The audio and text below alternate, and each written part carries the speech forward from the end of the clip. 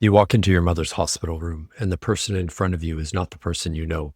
She's looking around as if she doesn't recognize you, grabbing at the air as if something is flying in front of her, and she's speaking about things you simply cannot follow or understand. Your mother, who is normally clear, eloquent, and independent, is a completely different version of herself.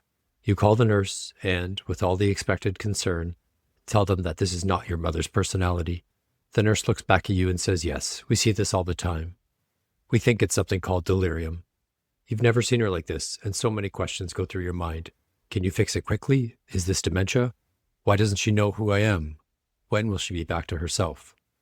Delirium is one of the most common and fear-inducing syndromes we see in healthcare, especially in the hospital setting. On this episode of Not Another Medical Podcast, we'll talk all things delirium and give you a view into what the medical issues can do to our minds.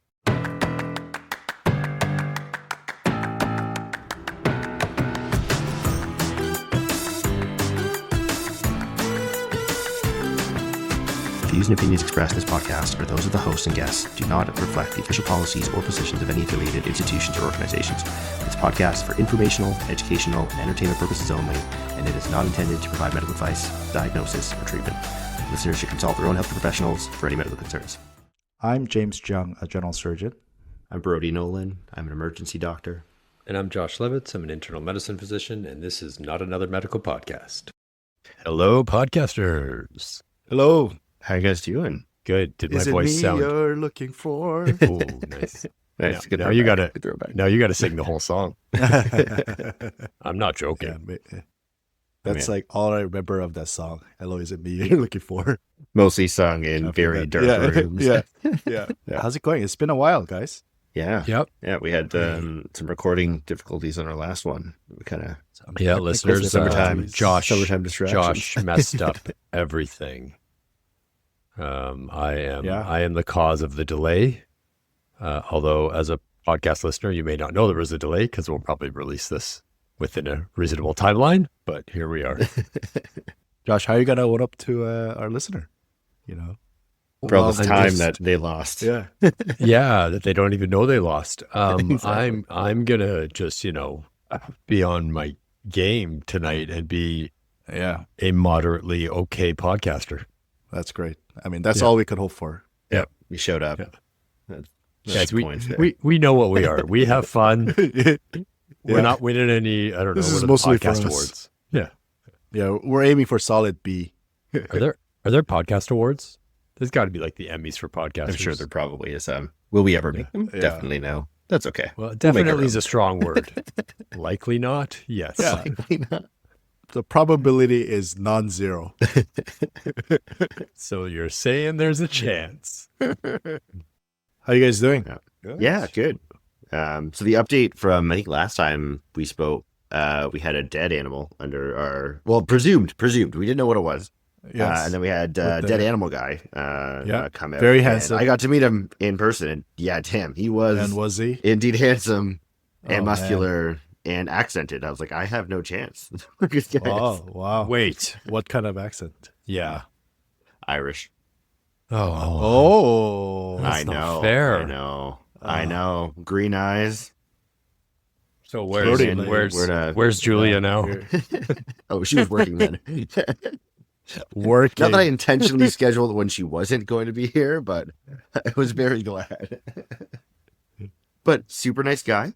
Found out it was a dead skunk. So that is gone. And Wow. our place now no longer smells like death, which is a good place to be. Yeah. If you want to, like make the place smell the worst, like there's double the amount, right? There's dead carcass, and also it's a skunk. Yeah, exactly. It really was like the two worst things you could combine. Something decomposing, but then inside of the decomposing Yeah. is still skunk. Yeah. It's gone. Smell is better. Like flowers. Things are great. Yeah. Oh, that Oh, took that's a great. 180. Okay, that's good. Cool. Congratulations. Yeah, that's a big. Thank big you. step. Yeah. Getting back Yeah. to your normal life. Josh, you're good? Yeah, I have. Brody knew this was happening, but didn't know the aftermath. So, my son I don't know. You guys both know. Like my son has allergies, peanuts and sesame, like real ones. Oh, yeah. And I thought you were asking, like, you guys know that I have a son. I was like, yeah, guys, hey, surprise. I'm also married. Yeah. No, you were there. So we took him for a sesame challenge. What happens is they do some blood work to see how bad the allergies are after a while when they're growing up. He's almost 2 years old. And based on that blood work, they say, oh, maybe we'll actually try that food again. So we're talking sesame here. And his sesame blood work was like, he's still allergic, but it's not terrible. So let's give it a shot. My wife and I are pretty risk avid. So we said, let's give it a shot. The allergy clinic said, we're happy to do it. So you bring him into the clinic, and you start feeding him escalating doses of what he's allergic to. So in this case, sesame. So he did really great for the first like 1 or 2 doses. We were really excited. And then on the 3rd dose, he had a full out anaphylactic reaction. Like he had a full out hives. I can't breathe. I'm cranky as hell. So they gave him some medication in the clinic. It didn't work. Gave him more medication. And at that point, you got to call paramedics. So we had a lovely trip in an ambulance to our nearby hospital. Treated us very well. He recovered pretty quickly. But it was an exciting medical week being on the patient side of things. Let me backtrack a bit here. So here's a clinic that assesses allergies, and they're giving the kid what they know he is to be allergic to, and they don't have any emergency response on site. Like they had to like put him into like ambulance. Is that how it works? So full credit to this clinic. It's an amazing allergy clinic, and I also have to say that because one of my friends works there. But so what they do is normally if your kid has an allergic reaction, or anyone, if you have to give epinephrine, which is like the EpiPen, which most people know, you should be calling the ambulance right away if you're at home or wherever you give it. Brody, you may or may not agree. That's general rule, especially for the young kids. Yep. These clinics will often give 1 dose, and if things calm down, they're pretty comfortable not calling after an observed period. But he actually needed a 2nd dose in clinic and was like almost needing a 3rd. So by that point, you got to call. But the best part, and everything worked out well, so we can smile. The best part was when we got in the ambulance, the paramedics were amazing. They gave my little guy a stuffed moose with a paramedic shirt. It was hilarious. And because Canadian. He was in the very Canadian, he was in the thralls of an anaphylactic reaction, and he was just pissed off. He threw it right back at the girl who gave it to him, right in her face. And I was like, oh, buddy. Oh, good for him. Yeah. I will say, your son has an arm. Like, I think it is quite impressive.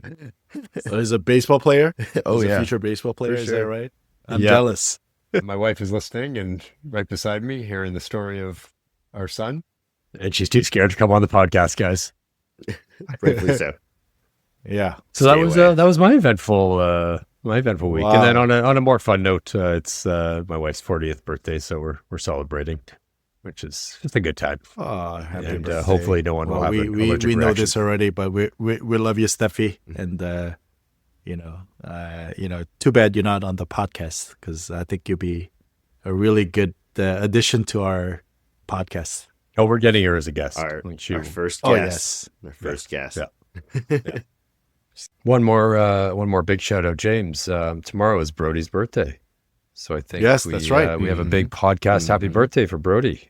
Happy birthday, Brody. Thank you. You're turning 18 finally. I know. It's good. I can almost go to the bar.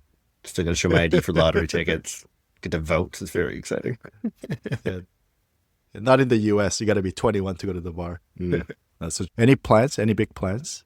We're gonna risk it and try to take both the girls out. I've got a 2-year-old and 4-year-old for the listeners to a semi-fancy dinner, which our oldest will be fine, but my youngest has the attention span of an ant.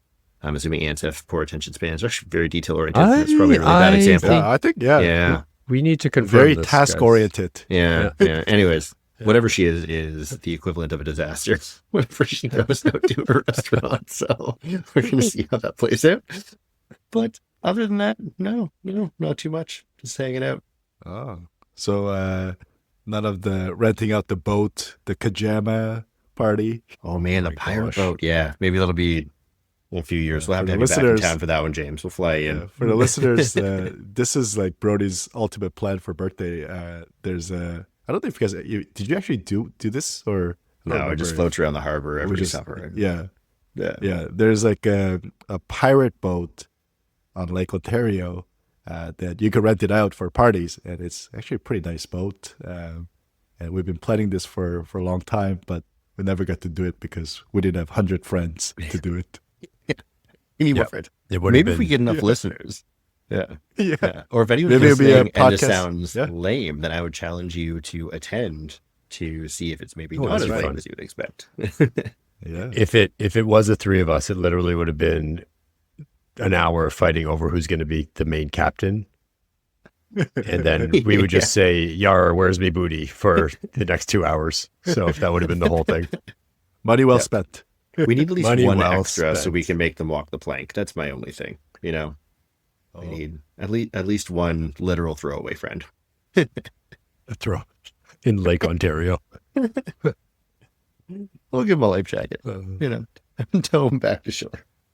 Or her. Oh, Give him we're- back to shore. Guys, Yeah. I think I'm ready for a segue. We are all delirious Yeah. right now. Hey, Oh, No, that's terrible. I'm not good at this at all. I told people I'd be on my game, and here I am. This is an ominous sign if this is you on your game. Why don't we get into it? Why don't we get into it? All right. Why are we here, Josh? So tell us more. Yeah, tell us more, Josh. Like this is kind of, I mean, as a surgeon, we sometimes see patients who experience delirium after a period of surgical recovery, but this is really where internists really see a high volume of patients affected by delirium. So I'd love to kind of get your kind of summary of what this is and how the patients are affected. Yeah, for sure. So, I mean, I chose this because of exactly what you just said.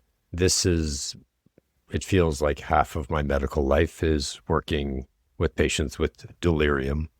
And it is not well understood either in the medical community or by patients and families. It is common. It is remarkably difficult to prevent. And it is scary as hell to the people who see it. Like if you see your family member or someone you know who is delirious, and we'll talk about what that means, it is just, it's very jarring.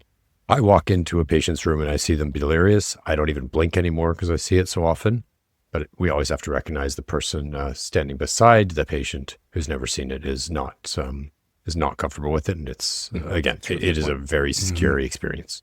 So I think it's something that if you're in hospital, especially, and you're elderly or you have other risk factors, which we'll go through, it's really important to just know this can happen and kind of know what to expect when you go in, because managing expectations is so important going into a hospital setting. Yeah. So for us, like we could kind of have a picture of what patient with delirium looks like, but can you maybe describe to the listeners, like, I mean, it's heterogeneous, but can you maybe give us a snapshot of, how the patient who is affected by delirium looks like? Yeah. And this is where listeners, you're going to hear kind of a whole bunch of things come out because it is exactly what James said. It's heterogeneous. Nobody acts the same with it. And it's not like we've talked about gallbladder issues and stuff like that. It doesn't present similarly in all the patients. So you really have to keep a keen eye out for things. So just kind of very basics. At the end of the day, delirium is a change in your cognition. It is a fast change, generally over hours or days. And there's a couple kind of big highlights in it, in that inattention, difficulty kind of focusing on things, is a big part of it for the patient or the person experiencing it. And it fluctuates. So 1 minute or 1 hour, delirium is there, person is not themselves, they're confused. And an hour later, they are themselves, like perfect. And it's actually really interesting because if I go see a patient at 9 a.m., I'm in the room for 15, 20 minutes. I'm talking to them. They seem great. I walk out and be like, oh, good, the delirium's cleared, which I know it's not. But then the family goes in an hour later and they're like, what are you talking about, Dr. Levitz? My dad is just like bonkers right now. Definitely not cleared.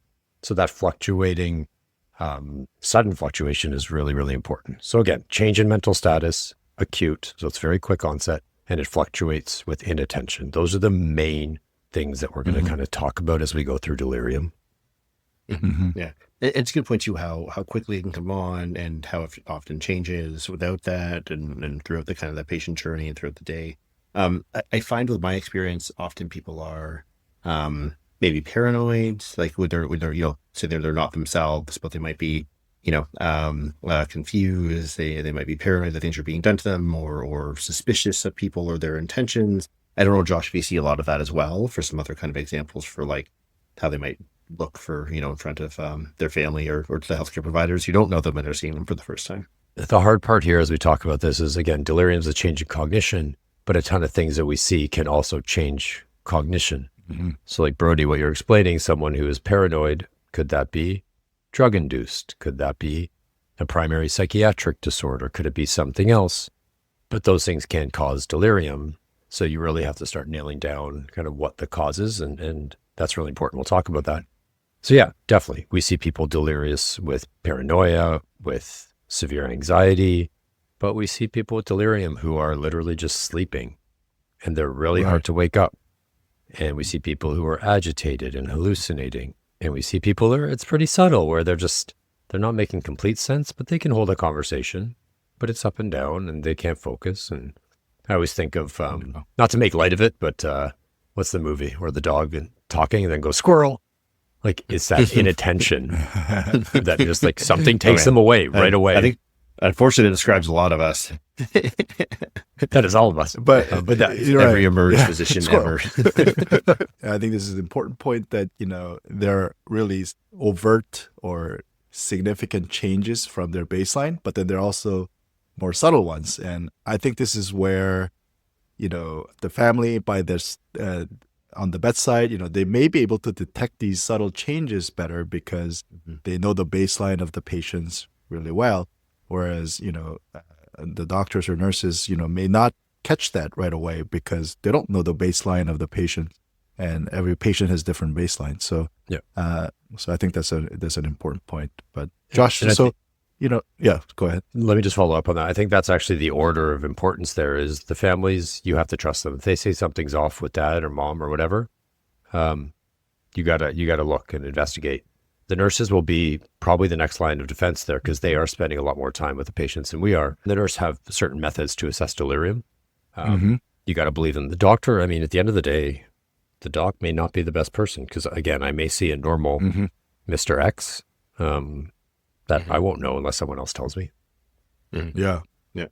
The baseline may be somebody who has dementia. I know it's a different thing. And then their cognition is already, is altered in a chronic way. So,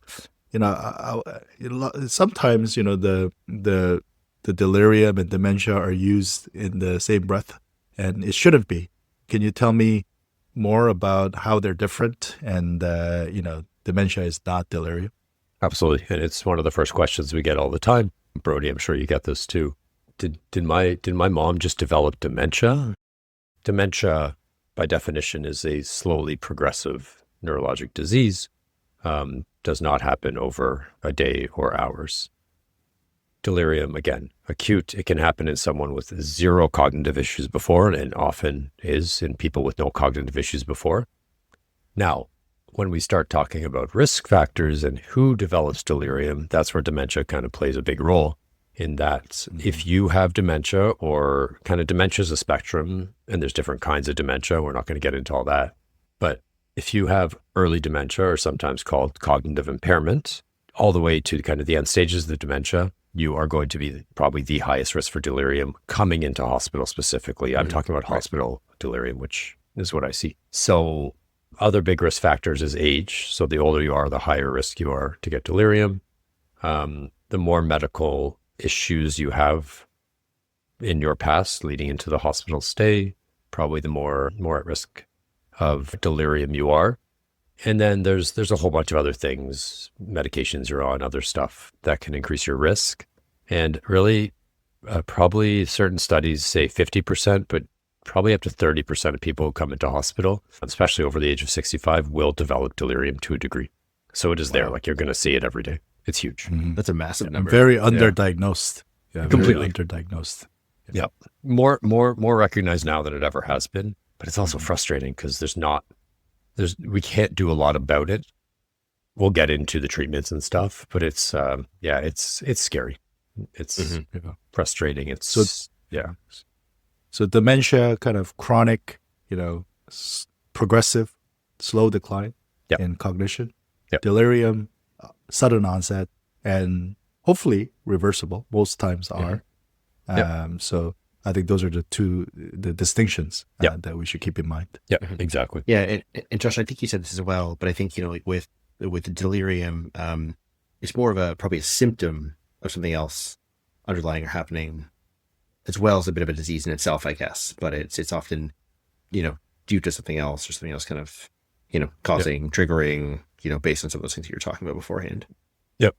So maybe we get into causes. So delirium is a diagnosis in itself, but it is never the diagnosis. You have to diagnose the cause of it. And like in my world, when I'm talking to patients, I say the reality is, I don't know what the textbooks say, but any medical issue can lead to delirium, essentially. I have people who come in with gout, like really inflamed toe because of crystal buildups in the toe, who are 70 years old, and they get delirium because of the pain or because of the inflammation. Now, there are some really major causes that we look for, and we teach our medical students mnemonics and acronyms. I hate them because I always forget what the acronym letters stand for. But this is one of the most common one we talk about. It's called DIMS, D-I-M-S. So drugs is a big one. So drugs can cause delirium. Certain big ones are strong pain medications, strong sedating medications, some of the psychiatric medications that affect the brain, some of the seizure medications that affect the brain. If you look up a list of medications that can cause delirium, it's massive. So there's a huge list there. The I is infection. Any infection puts you at higher risk of delirium. And I'd say, I don't know the numbers. I feel like the majority of delirium I see is in the setting of infection, but that's not an evidence-based thing. That's just kind of my thoughts. That would definitely resonate with what I would imagine as well. Certainly a substantial that I would see would be infection related. Yeah. Yeah, and then the M is metabolic, which is a wide range of just kind of changes in the body. And we talk about things like thyroid and electrolyte abnormalities and liver abnormalities and kidney abnormalities. Again, any organ really being affected. And the S is structural. So we think about things in the brain, strokes, masses, bleeds, again, infections in the brain. And then there's this whole other side of things that can cause delirium. And these ones are probably much more common than we actually give credit for. So it's things like constipation, which in a lot of our patients that are older, this is a real issue. Not being able to pee, urinary retention, your bladder doesn't empty for various reasons. That can also do it. Pain, lack of sleep, being in a new environment, which every single person in the hospital is in. So it actually gets worse in hospital. So like the list goes on. And I think, James, we have you here. I'm guessing you see quite a bit of post-surgical delirium too for various reasons. Yeah, I mean, I think the stress of, the surgical stress, and during the operations, you get all these medications that Josh mentioned, the pain meds, the narcotics, the sedatives, anesthesia, so, all the, components that Josh is talking about are kind of condensed into surgical episodes, right? So, all these narcotics can, trigger constipation, all these kind of blood loss, not in my operating room, but all the blood loss could, get you to dehydration or electrolytes abnormality.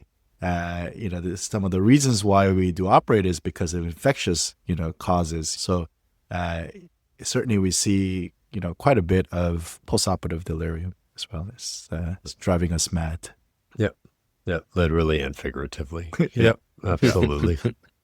You come in with a medical issue. Unfortunately, delirium is a bit of a friend of that. It just kind of comes along with it. Mm-hmm.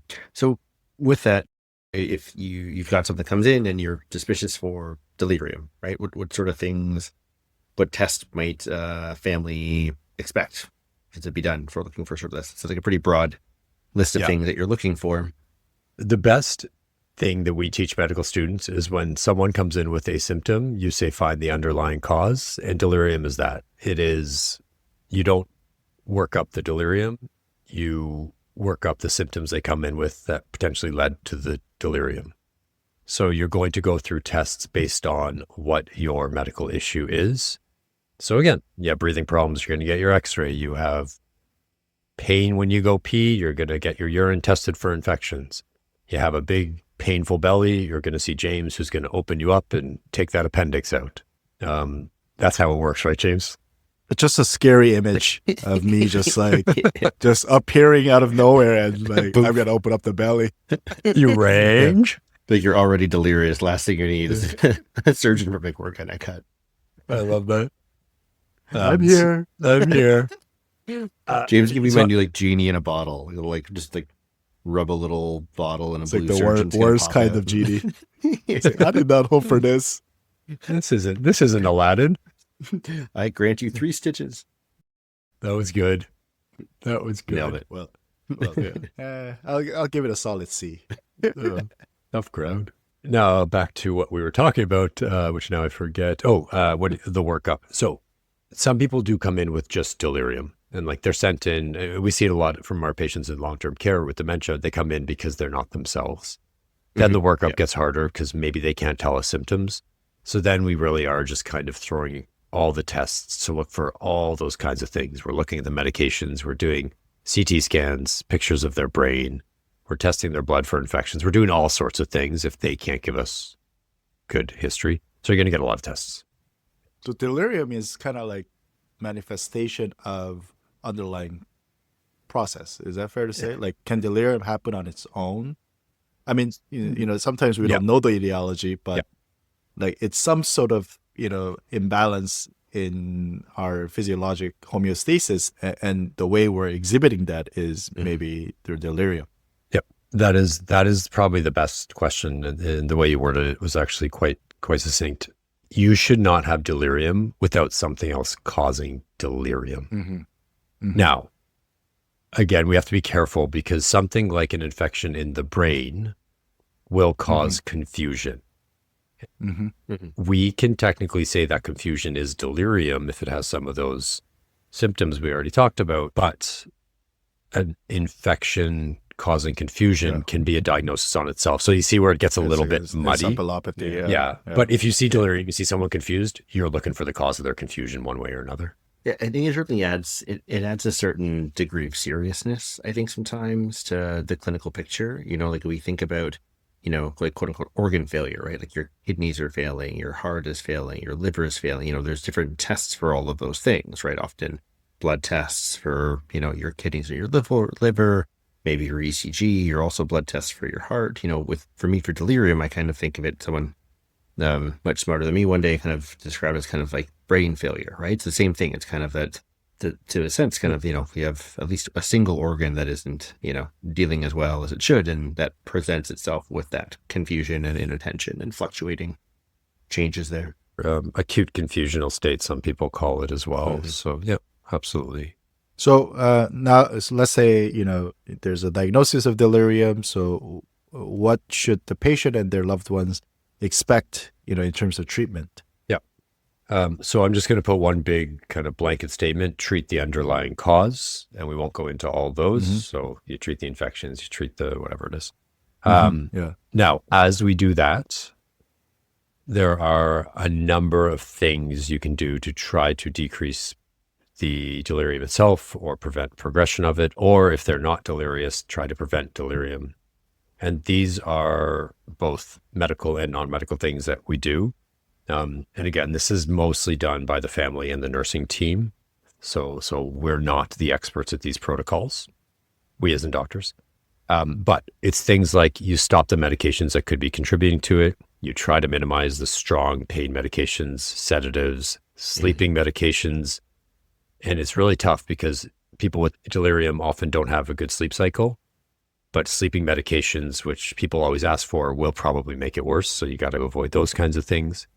Make sure they're going poo, make sure they're going pee, however that needs to be done.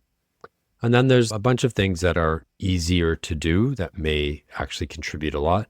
Family members should try to keep the patient oriented. Remember where they are, tell them what day it is, tell them what happened in the last few days. Get pictures of family members all around so there's familiarity in the hospital room or emerge or wherever you are. Just try to make it as normal as possible around them so their brain has something to focus on.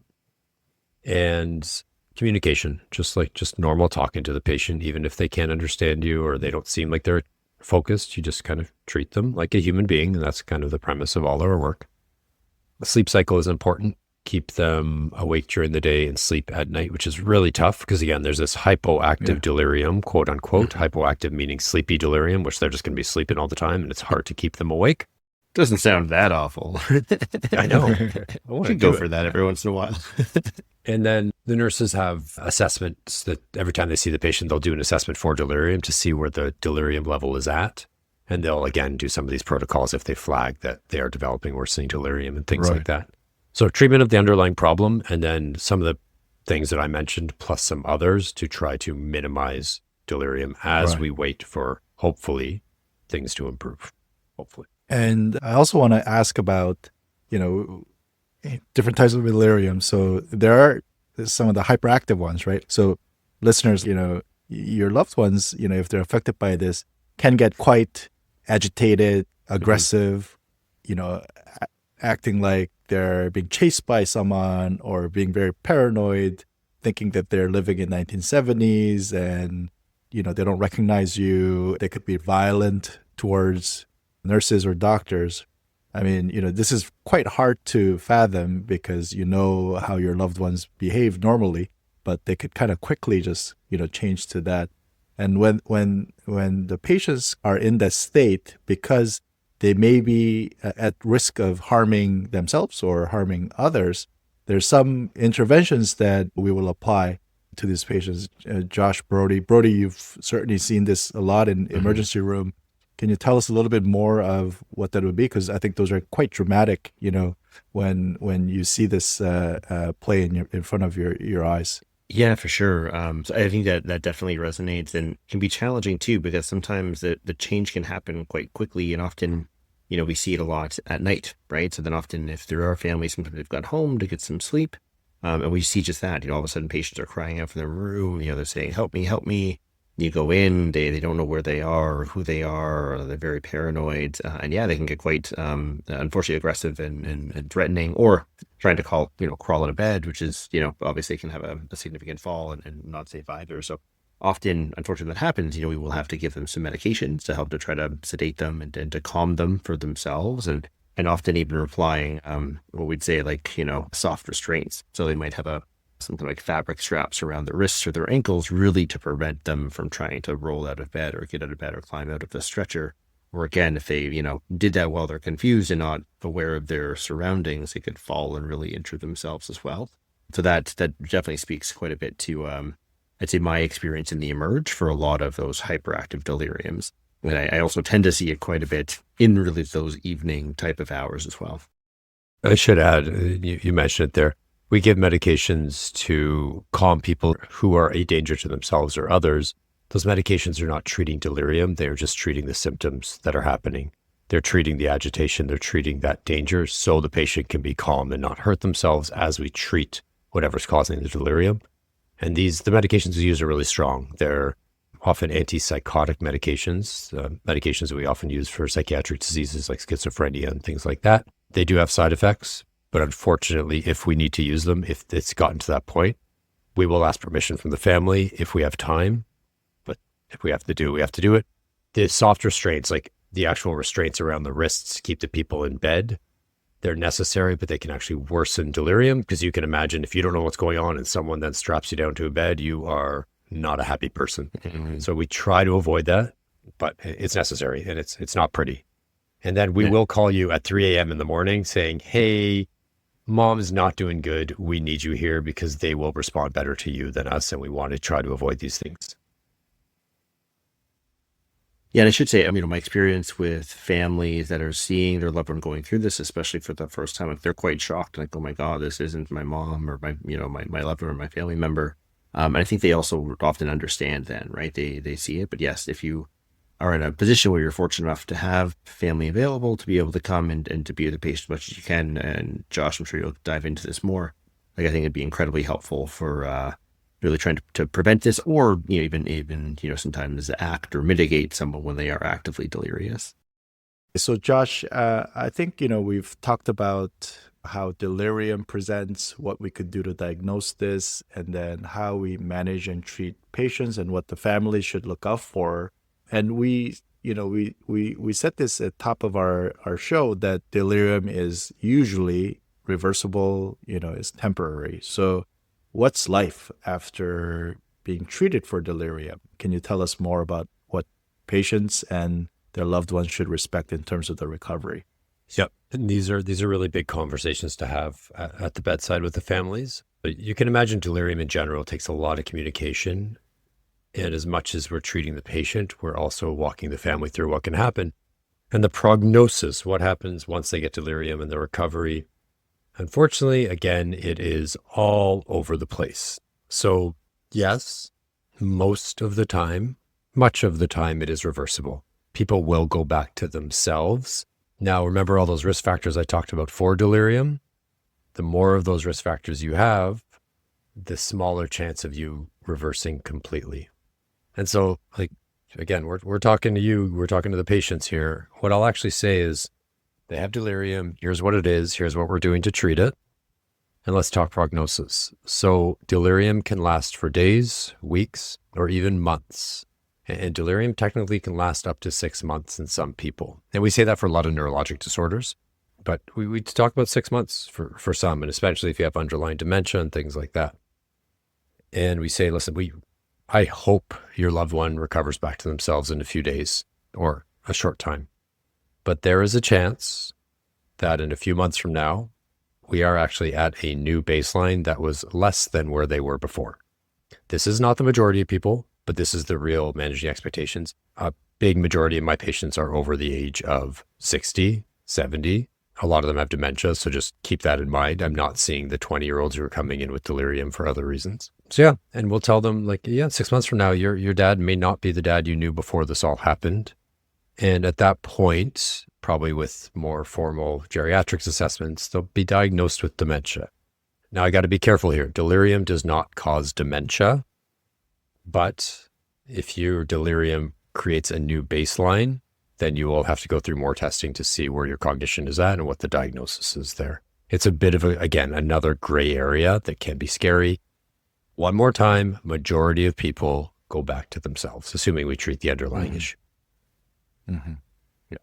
How's that for, I'm trying not to fearmonger here. It's my bias with my population. Yeah. Thanks. I mean, I've certainly had patients who've had delirium after surgery who come back to me, because I like to follow my patients longitudinally, come back to me and then it's 6 months out, they're still saying, I still can't remember that segment of my life, like during that operation and what's happened after. I'm trying to remember, get that memory back. I think this is a very significant, medical event that occurs. And, depending on what your health status is at the time, it can leave an imprint in your health thereafter. Yeah. And when I tell the patient to say, I don't remember anything at that time, assuming they have no kind of lasting effects after that, besides the memory loss, I say, it's probably good. You don't want to remember it. Although I remember I had one patient, I had one patient who their delirium, they would literally sing like 70s show tunes intermittently, that's awesome. like at the top of their voice. They were super nice. They were calm. They got through it. They were fine after. And it was just talking to them about it. Like, I did what? I don't remember any of that. It was, they laughed, thankfully. It's a happy delirium. Yeah. And the families who walk in who've been through before, they will tell you right off the bat, just for the record, mom is going to get really agitated tonight. And so at least and it's really important, like what to look out for. You can have the conversations up front. Here's what we often treat with. Here's the things we do. They say, yep, that's what they did last time. Do whatever you need to keep her safe. So it's, and they have that look in their eyes like, oh yeah, we know what can happen. So, Josh, maybe time for a recap of what we talked about today. Let's recap. Delirium, this is going to be the most non-medical part. Delirium is a massive pain in the ass. It is scary. It is. It drives me mad. It drives me mad. It is scary. It is hard to treat in some people. And again, the majority of people get better, but there is a chance, depending on your prior brain function, your other medical issues, that you do not get back to the person you were before it all happened. So when you go in with delirium, the doctor is going to look for all the things that can cause delirium and treat those, and hope that by treating those, the delirium does get better with all those other non-medical things that we talked about. Family talking to the patient, keep a familiar environment. And I think it really is a multidisciplinary approach where you need the entire team, the nurses, the doctors, the families, the physios, et cetera, to be part of the solution and help the patient kind of return to themselves. Family has a big role to play. Massive. I think Absolutely this massive. is- yeah, I think they're probably the biggest provider. Completely. Family or friends or any loved ones. Somebody who knows them better. Yeah. Yep. And expect to be called in as part of the solution as well. So you're going to be asked to be at the Mhm. bedside more. If you love spending time with your loved one, great. If you don't like spending time with them, we apologize, but we're going to ask you to anyway. Excellent. Yeah. Josh, why don't you sign off? A lot of fun. I appreciate the questions. James, I'm going to call you out on some amazing summaries here. And I think on the delirium front, we'll sign off on another medical podcast. Boom. See you guys.